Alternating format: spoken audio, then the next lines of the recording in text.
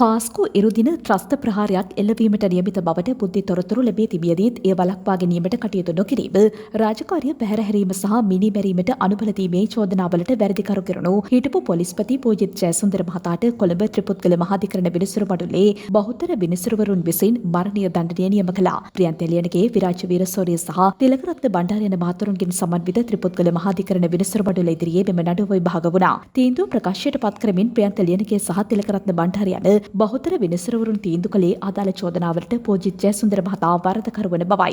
බහුතර විනිසුරුවරුගේ තීන්දුව ප්‍රකාශයට පත් කළ ත්‍රිපුත්කල විනිසුරු මඩුල්ලේ සභාපති විනිසුරු ප්‍රියන්ත එළියනගේ මහතා පාස්කු ඉරුදින ත්‍රස්ත ප්‍රහාරයක් එල්ලවීමට නියමිත බවට කලින් බුද්ධි තොරතුරු ලැබී තිබියදීත් ඒ සම්බන්ධයෙන් කිසිදු පියවරක් නොගෙන රාජකාරිය නොකර හැරීම හේතුවෙන් පුද්ගලයන් 268 දෙනෙකු මරණයට පත්වී තවත් පුද්ගලයන් 586 දෙනෙක් තුවාල ලබා තිබෙනවා. අදාළ කාලය තුළ රටේ පොලිස්පතිවරයා වශයෙන් කටයුතු කළේ මේ විත්තිකරු පුරවැසියන් ආරක්ෂා කර ගැනීමේ සහ මහජන ආරක්ෂාව තහවුරු කිරීමේ වගකීම පැවරී ඇත්තේ ඔහු වෙතයි. නමුත් 2019 වසරේ අප්‍රේල් මාස 20 වෙනිදා සවස එවක රාජ්‍ය බුද්ධි සේවයේ අධ්‍යක්ෂ නිලන්ත ජයවර්ධන මහතා විසින් පාස්කු ඉරුදින කොළඹ හා තදාසන්න ප්‍රදේශවල පිහිටි කතෝලික දේවස්ථාන සංචාරක හෝටල් වලට මරාගෙන මැරෙන ප්‍රහාරයක් එල්ලවීමට නියමිත බවට බුද්ධි තොරතුරු මෙම විත්තිකරු වෙත ලබා දී තිබුණා. එහෙත් එම තත්ත්වය වළක්වා ගැනීමට ඔහු කිසිදු ක්‍රියාමාර්ගයක් ගෙන තිබුණේ නැහැ. අපරාධ වළක්වා ගැනීම සඳහා රාජ්‍ය විසින් පත් කළ නිලධාරියා වශයෙන් ඔහු තමන්ගේ වගකීම් පැහැර තිබෙනවා.